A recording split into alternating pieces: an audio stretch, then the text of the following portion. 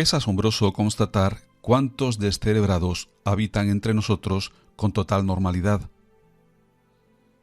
Parecen seres humanos comunes y corrientes. Incluso muchos de ellos tienen un alto concepto de sí mismos, sin duda injustificado. La inmensa mayoría de la población de nuestro país, junto con millones de personas de muchos otros países, se encuentran recluidos en sus casas por mandato gubernamental, un mandato firmemente aconsejado por los expertos en virología y en pandemias con los que, por suerte, se asesoran en nuestro gobierno y en el de la mayoría de países civilizados. Pero no, hay un grupo de personas que, sin ser ni mucho menos un porcentaje alto de la población, se creen más listos que los demás. Llega el fin de semana y, haciendo caso omiso a las restricciones de movilidad, se trasladan a sus segundas residencias para pasar unos días. Da igual que se haya dicho una y mil veces que no debemos movernos para reducir lo máximo las posibilidades de extender contagios. Es el tipo de gente que se creen más listos que los demás. Los enterados. ¿Qué sabrán ellos? Soy joven y si me contagio no me va a pasar nada. O son unos exagerados. Ponen multas nada más que para recaudar.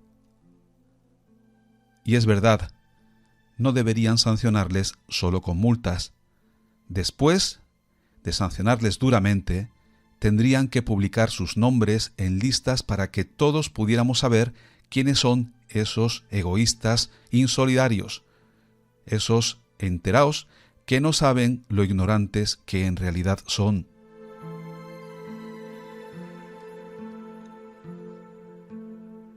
A continuación, voy a contaros cuál es, en mi opinión, el verdadero riesgo al que nos enfrentamos, la auténtica razón por la que restringir los desplazamientos para acabar totalmente con los contagios del SARS-CoV-2 es de vital importancia para la humanidad. Y no me estoy refiriendo a controlar la curva de afectados para no sobresaturar los hospitales, que también.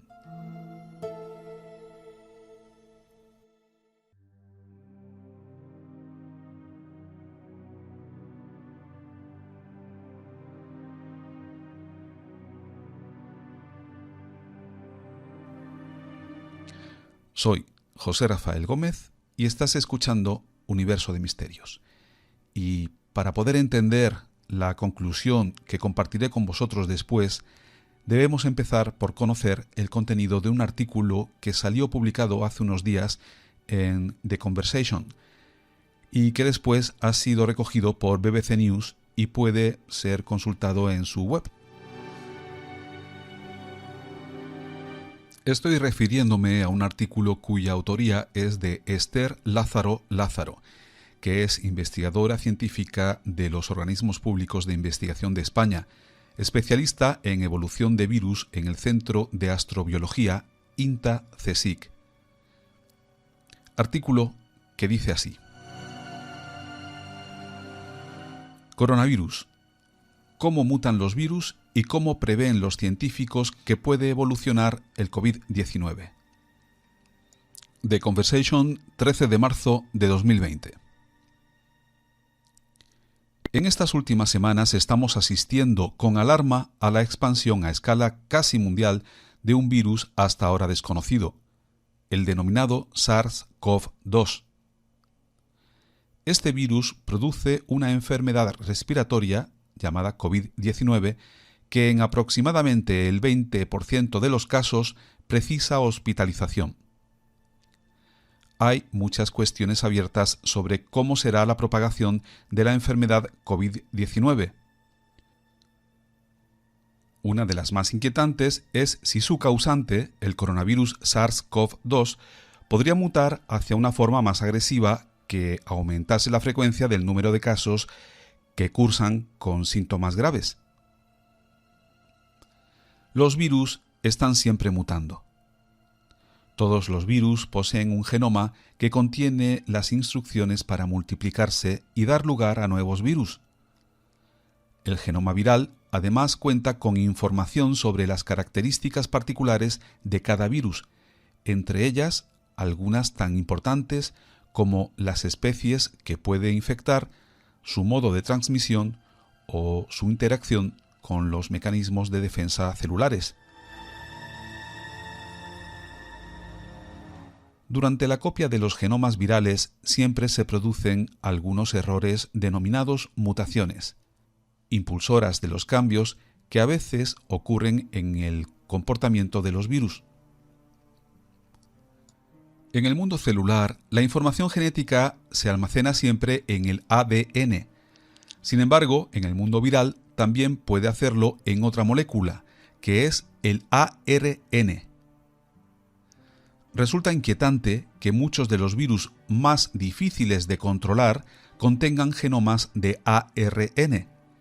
El virus de la gripe, el virus de la insuficiencia humana, el VIH, el del ébola, los coronavirus causantes de síndromes respiratorios graves como el SARS, el MERS o el actual SARS-CoV-2, causante de la actual enfermedad COVID-19. Una diferencia importante entre la copia de los genomas de ADN y los de ARN es que solo existen mecanismos de corrección de errores en el primer caso. La ausencia de mecanismos similares en la mayoría de los virus de ARN implica que su tasa de mutación es muy elevada, del orden de 10 elevado a menos 4 a 10 elevado a menos 5 errores por nucleótido copiado.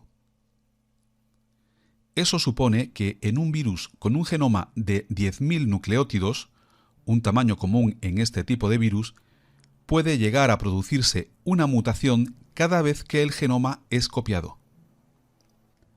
Como resultado, las poblaciones virales son conjuntos heterogéneos de mutantes distribuidos con distintas frecuencias. Muchos de esos mutantes apenas se diferencian del virus original y otros incluso podrían funcionar peor. Pero si el número de virus en una persona infectada es lo suficientemente grande, siempre podrá surgir algún mutante que aporte alguna ventaja. Cuando eso sucede, el mutante se ve favorecido y comienza a estar cada vez más representado en la población. Es ni más ni menos que la selección natural actuando. Algunos coronavirus, entre ellos los causantes del SARS, el MERS o el SARS-CoV-2, causante del COVID-19, tienen genomas de unos 30.000 nucleótidos, mayores que los genomas típicos de los virus de ARN. Diversos estudios indican que estos virus poseen una actividad correctora de errores, lo que reduciría el número de mutaciones.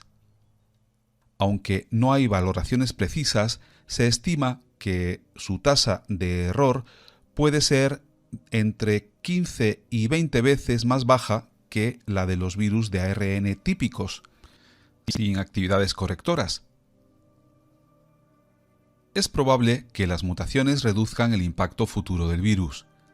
Algunas de las mutaciones beneficiosas para los virus pueden hacer que estos no sean reconocidos por los anticuerpos producidos por el sistema inmune en infecciones previas, que resistan la acción de los antivirales o que sean capaces de infectar nuevas especies.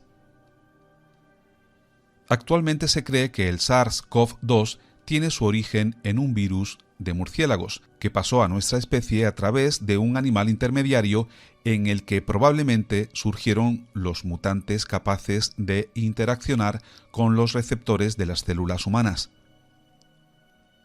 Los contactos con ese animal facilitaron la entrada del virus en nuestra especie y así comenzó la epidemia de COVID-19. ¿Y cómo será la evolución posterior del virus SARS-CoV-2? Lo más probable es que inicialmente la selección natural favorezca a los mutantes para que se multipliquen y transmitan mejor en nuestra especie. Pero eso no es necesariamente negativo para nosotros. Un escenario probable es que en ese proceso de mutación y selección acaben imponiéndose los mutantes menos agresivos, los cuales, al ser menos letales, podrían replicarse más tiempo en nuestras células sin necesidad de tener que buscar un nuevo individuo que infectar. Con el tiempo se vuelven menos dañinos. Este proceso de atenuación de la virulencia, acompañado del aumento de la inmunidad existente en la población, probablemente reducirá el impacto futuro del virus. Algo así es lo que sucede con los virus de la gripe que se introducen en la población humana. Al cabo del tiempo son menos dañinos y se transforman en lo que denominamos la gripe estacional, que si bien no es una enfermedad a despreciar, resulta que tomando las medidas adecuadas puede resolverse sin grandes problemas. ¿Sucederá algo similar con el nuevo coronavirus SARS-CoV-2?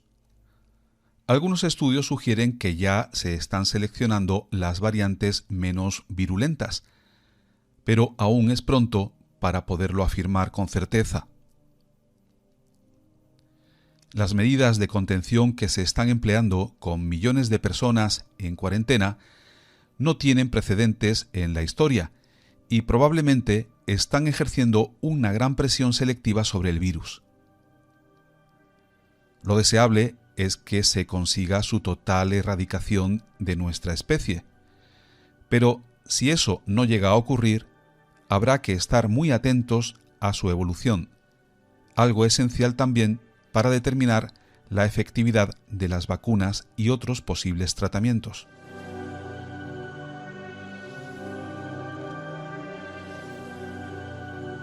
Y hasta aquí la lectura literal del artículo publicado originalmente en The Conversation y recogido con posterioridad por BBC News.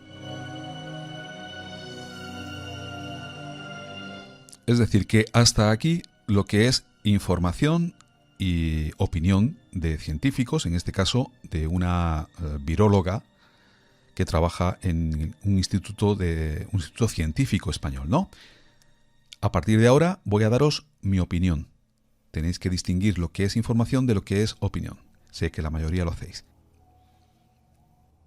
Y quiero dejar muy claro que yo carezco de formación en medicina. Los conocimientos que tengo son los que adquiero a través de los medios de comunicación. Ni soy virólogo, ni biólogo, ni nada que se le acerque.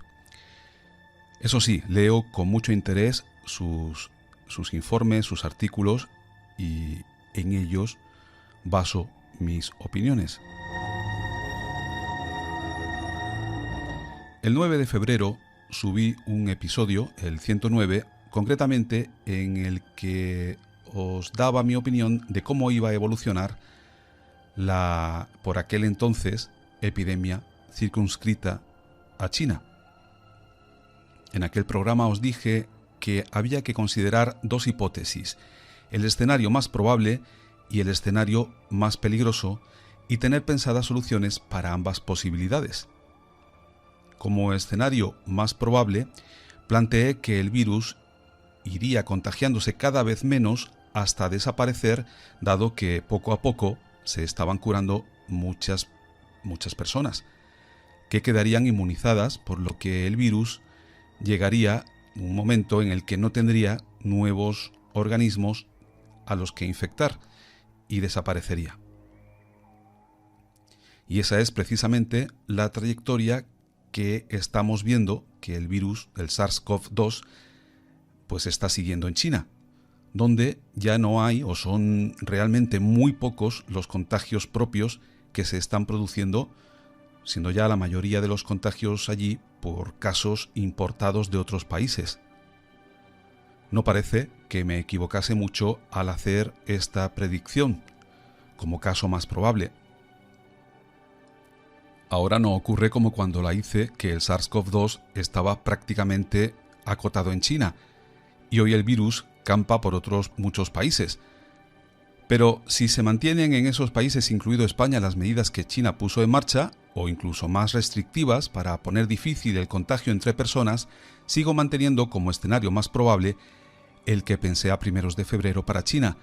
Si todos los países implementan las medidas que puso en marcha el país asiático, el SARS-CoV-2 terminará disminuyendo el número de contagios y finalmente desaparecerá.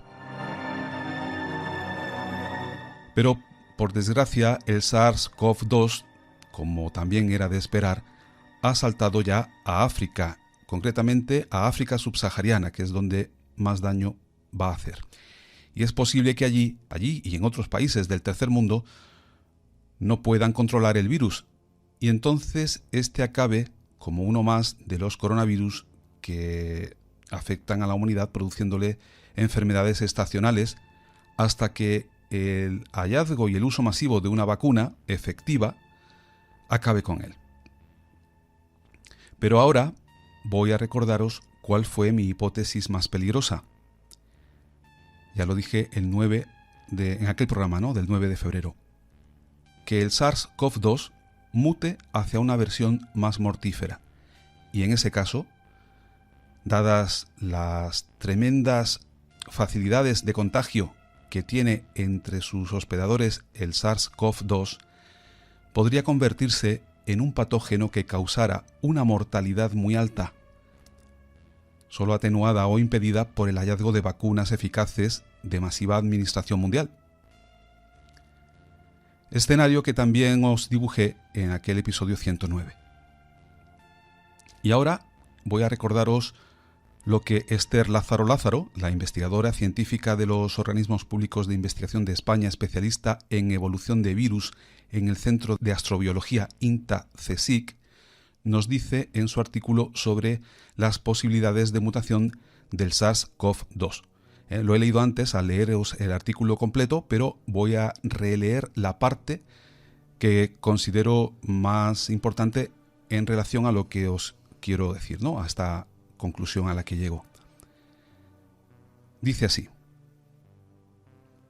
una diferencia importante entre la copia de los genomas de ADN y los de ARN es que solo existen mecanismos de corrección de errores en el primer caso.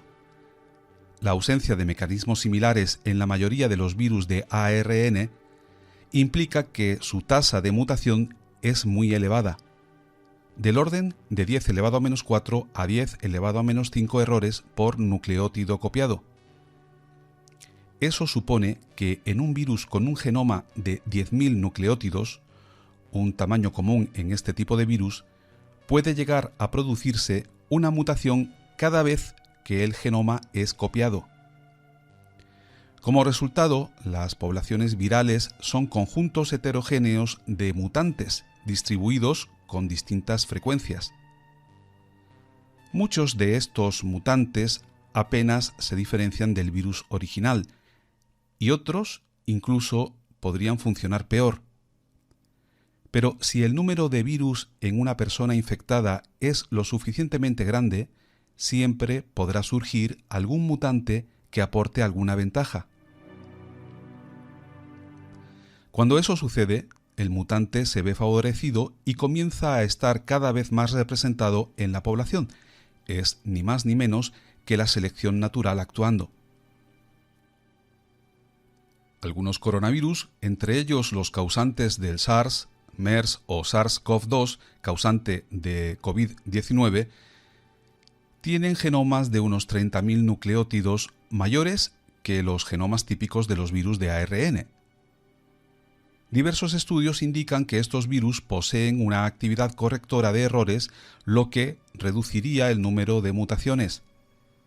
Aunque no hay valoraciones precisas, se estima que su tasa de error puede ser entre 15 y 20 veces más baja que la de los virus de ARN típicos, sin actividades correctoras. Es probable que las mutaciones reduzcan el impacto futuro del virus. Y ahora, por favor, prestad atención. Algunas de las mutaciones beneficiosas para los virus pueden hacer que estos no sean reconocidos por los anticuerpos producidos por el sistema inmune en infecciones previas, que resistan la acción de antivirales o que sean capaces de infectar a nuevas especies. Y con esto terminamos la nueva cita que hemos hecho de este trabajo de Esther Lázaro. Es decir, que aunque no sea lo más probable, existen posibilidades reales de que el SARS-CoV-2 mute hacia versiones más letales. Y como hemos visto, las posibilidades de que el SARS-CoV-2 mute están en función del número de reproducciones que tenga, o lo que es lo mismo, del número de seres humanos que infecte. Hoy, a 22 de marzo de 2020, el SARS-CoV-2 se ha reproducido en las células de algo más de 307.000 personas en todo el planeta. Pero este número, que probablemente sea muy inferior al real, va a multiplicarse exponencialmente en las próximas semanas y meses. Pues bien, cada vez que el virus se reproduce infectando una célula, está teniendo la posibilidad de mutar probablemente hacia una versión menos dañina o eficaz de sí mismo. Pero también está ahí, existe realmente, la posibilidad de que aparezca una mutación que lo haga más letal. Cada vez que se contagia una persona, le estamos dando al SARS-CoV-2 la posibilidad, la oportunidad de mutar. Por lo tanto, resulta, en mi opinión, de vital importancia para la humanidad que se controlen los contagios, se reduzcan lo máximo posible. No solo por solidaridad con nuestros conciudadanos, para que no se produzcan sobresaturaciones en el sistema público de salud. Por supuesto que por eso también. Pero sobre todo, y es en realidad lo más importante, porque hay que reducir al máximo posible las reproducciones que este coronavirus haga de sí mismo. Debemos extremar el cuidado para no contagiarnos ni contagiar a los demás. Nos puede ir en ello mucho, muchísimo más de lo que creemos.